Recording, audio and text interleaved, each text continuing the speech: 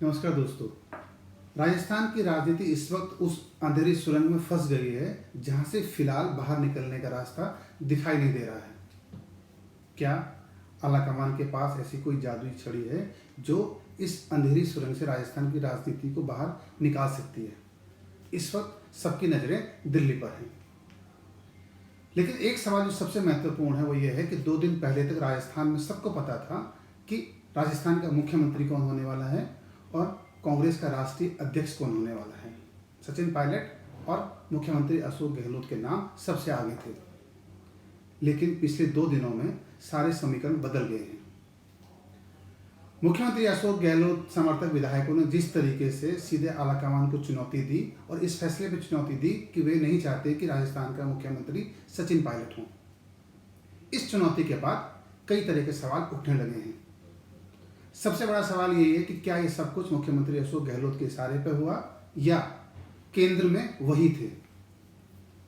क्योंकि पहली बार कांग्रेस की राजनीति को या कांग्रेस की आलाकमान को सीधे सत्ता केंद्र से चुनौती मिली है।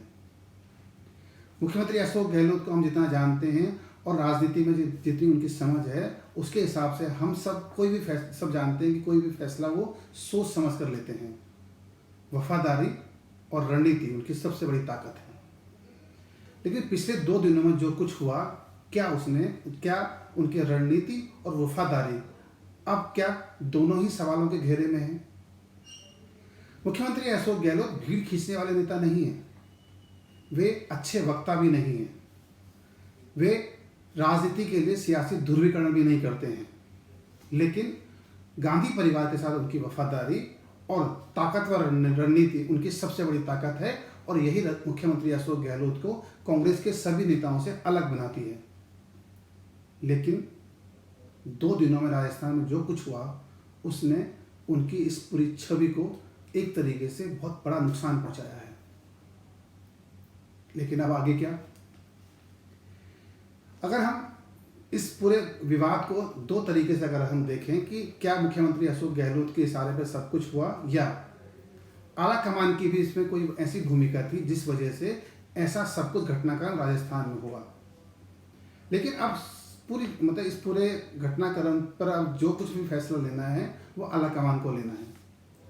अगर हम आलाकमान के इतिहास को अगर देखें तो राजस्थान में इस तरह की अदावतें, इस तरीके का आक्रोश पहले भी होता रहा है।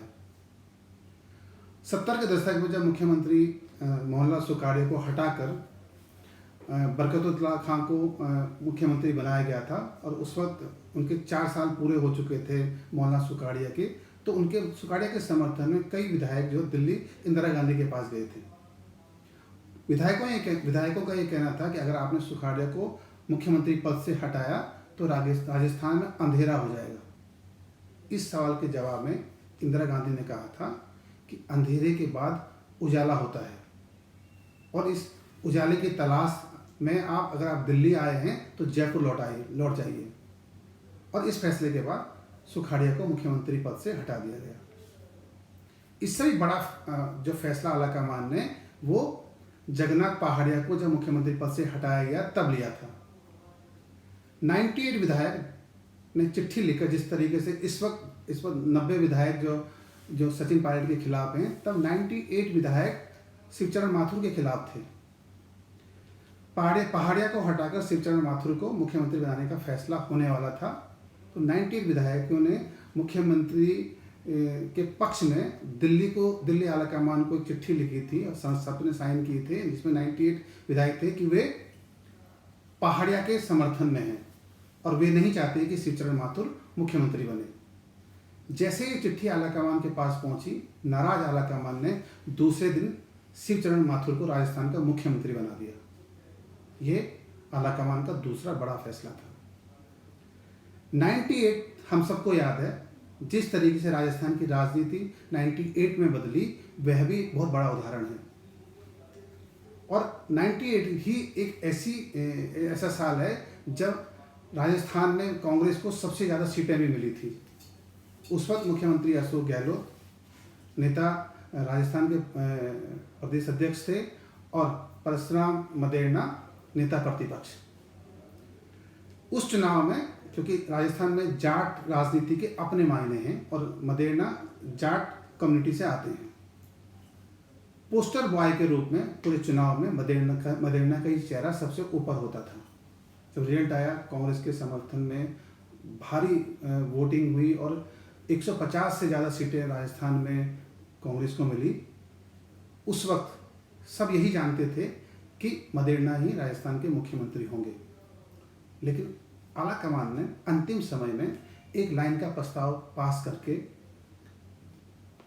क्योंकि कांग्रेस के प्रदेश अध्यक्ष मुख्यमंत्री अशोक गहलोत थे, उनको राजस्थान का मुख्यमंत्री बना दिया, तमाम विरोधों के बाद भी। ये आला कमान का पुराना इतिहास है।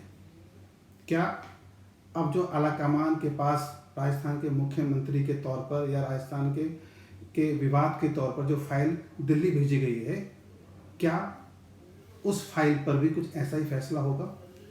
और क्या सोनिया गांधी और राहुल गांधी के पास ऐसी कोई जादू की छड़ी है कि वे राजस्थान के संदर्भ में कोई ऐसा बड़ा फैसला दे सकते हैं जो नजीर की तरह बने? इंतजार करते हैं।